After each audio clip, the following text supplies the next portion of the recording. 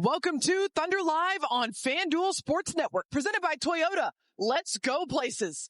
The Thunder with their final trip out to Houston inside of Toyota Center, going up against the number 2 team in the Western Conference. And we had a battle here inside of this building as the Houston Rockets, they got out to a strong lead. The Thunder, they fought, put together a strong third quarter, but ultimately it was the Houston Rockets that came away on top 125-111.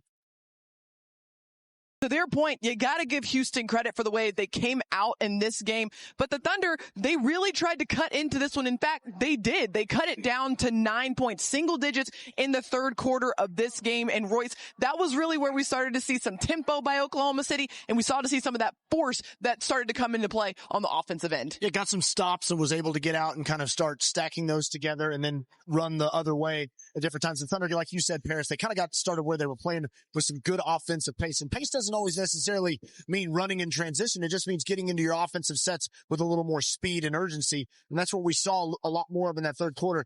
Fish Cage has talked about it. J-Dub deserves a lot of credit for that, of the force that he played with throughout this. I thought SGA, this was a fantastic play right here where he drops it off to Queso and then Queso to Dub. But the Thunder did a good job just kind of continuing to play. Again, we've seen this from this team throughout the season and really the last couple seasons of just playing the 48 minutes. But at the end of the day, this is a good reminder that it's not as easy as sometimes the Thunder make it look. Right. You know, that the Thunder have played so well and have been so dominant throughout the entirety of this season. They're still playing good teams with a lot of good players on it. And it is not as easy as OKC sometimes makes it look. And this is a good reminder that you're playing good teams and you're going to get good challenges. Yeah, easy to take for granted what Oklahoma City has done this season. But tonight, a really good reminder of just how difficult it is to win in the NBA as you take a look at the final stats there. And it's really interesting when you look at the final box score because, you know, the shooting numbers very even between both of these teams, but the margins, so the free throw line, the points in the paint, the points off turnovers, and the fast break points, all of those really bode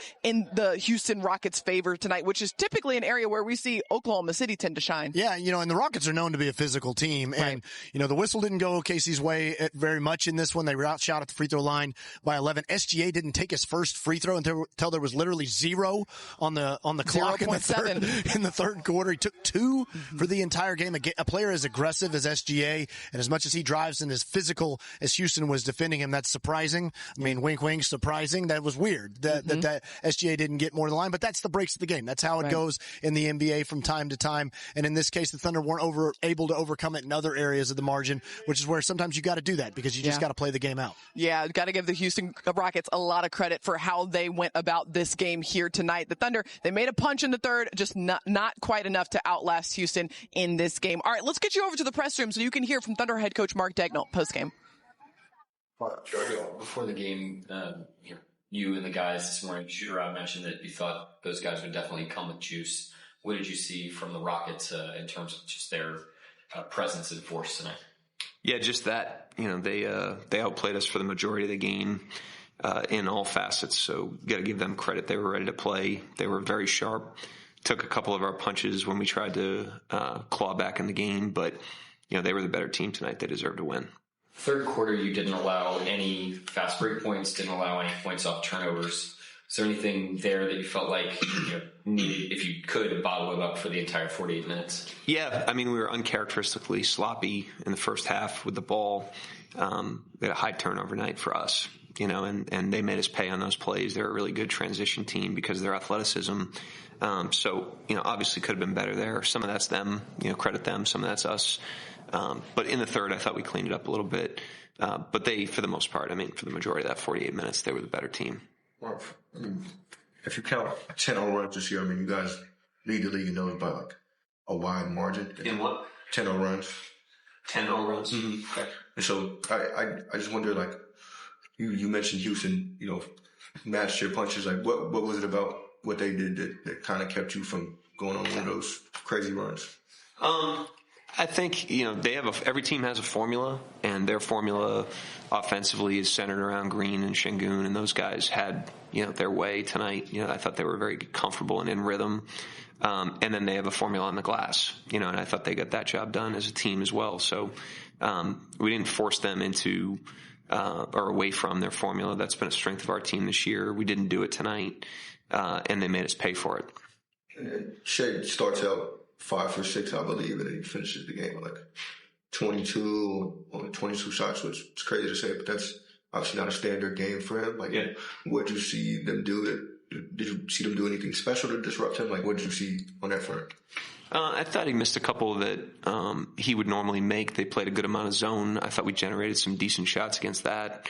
I didn't think, it wasn't his best night, obviously, but I thought the game came down to more their effort on the glass, their ability to get those two guys free for 60-plus points. That doesn't happen to us often. And then just our overall sharpness on offense with mainly the turnovers and some possessions that didn't end in turnovers, but that we weren't able to get a quality shot. Amen Thompson kind of stuffed the stat sheet against y'all tonight. What impresses you about him as a player? What makes him a weapon for Houston? Thompson, he's obviously the athleticism pops, and he's just a different twitch of athlete, but he's a basketball player too. He's got a really good feel. He's got good passing feel. He understands space and where to go on the floor. Obviously he made a couple jump shots tonight as well, but, he's not limited to just his athleticism. He's a well-rounded player. You mentioned Houston freeing their ball handlers up.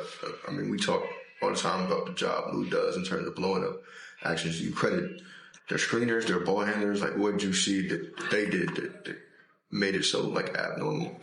I thought they were the more forceful team tonight, really for most of the game. We had our moments where we clawed back in it, but, we were at a deficit because of their force. It was their force on offense, their force on defense, and then their force on the backboard. And, that's the formula. That's what they do.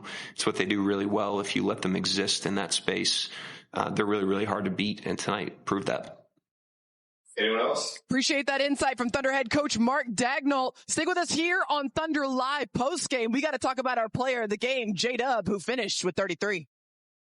One big bright spot to this game is our forward player of the game, and this goes to Jalen Williams, J-Dub, who was playing with so much force offensively tonight, truly scoring at all three levels, Royce. I was thinking the same thing, Paris. It was a 3-level game from Dub in every way, and it was really impressive to watch him pick his spots. Never felt like, while he was playing with force, it never felt like he was forcing it. He was taking what the defense was giving him, and with so much of attention put on SGA constantly, a lot of times you look to a guy like Dub to be able to secondary create, and that's what he did. Picked his spots beautifully throughout the game, knocked down threes, knocked down mid-range shots, got to the bucket. Also had some really spiffy moves with going behind his back at different times, in transition, in traffic. Some really creative finishes from Dub tonight. It's really interesting. Coach Daignault talked about the fact that one nice tangible point of development for J-Dub this season is the force that he's playing with. At the start of the season, we kind of set it in context of him getting to the free throw line more. Well, really, it's more about making the defense deal with him and his size and his force,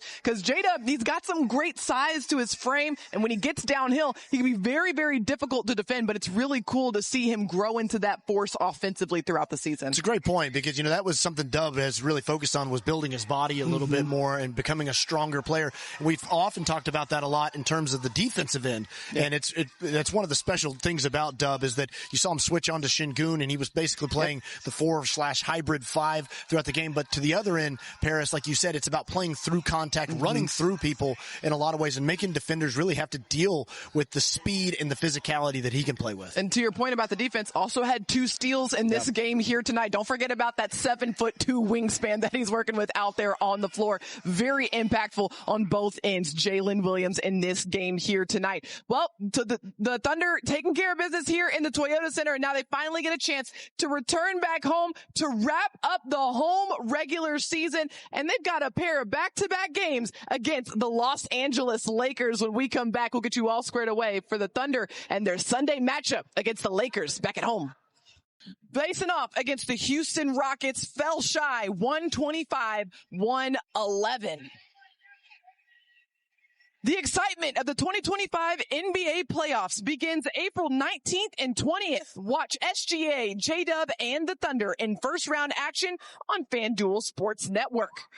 But before we get to the playoffs, we still have some regular season action that we have to account for. There are 5 games remaining in this regular season schedule, 2 of which will be at home, and both of those games will be against the same team. The Thunder welcoming in the Los Angeles Lakers on Sunday and then turn around and face them again on Tuesday. And then they close out the season on the road against Phoenix, Utah, and of course, New Orleans, wrapping things up. But a nice little mini series back at home inside of Paycom Center. A really cool way to end out the season for at home for Oklahoma City. Going to have a Sunday matinee game against the Los Angeles Lakers. And you want to talk about opportunities to continue sharpening your blade. The Thunder had a great chance with that here tonight against the Houston Rockets. Going to have another opportunity to do just that back at home against the Lakers. Yeah, I mean, talk about playoff prep. Getting to play a team 2 straight times. I mean, that's exactly what you're going to see in the postseason. So just in terms of game planning and approach, that'll be something interesting for Oklahoma City to deal with. But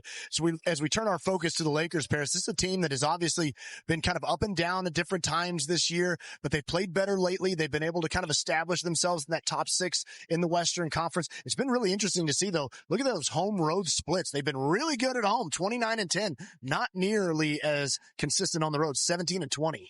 Yeah, it'll be a new look Los Angeles Lakers with LeBron James and Luka Doncic in that backcourt. And just a reminder, that is a 2:30 p.m. Central Time tip-off. Thunder Live will get you going at 2. And of course, it's a Sunday, so you know what that means. It is a City night. You can expect those City Edition uniforms and that City Edition court as well. Going to be a really fun night inside of Paycom Center as the Thunder takes on the LA Lakers. And when you talk about the Lakers, we mentioned new face in Luka Doncic, and that's a guy who is a triple-double capable player, and you have to look out for him very, very much on the offensive end. Thunder fans very familiar, of course, with Luka and what he's capable of doing. Then you have LeBron James, one of the greatest of all time leading scorer in the NBA, still doing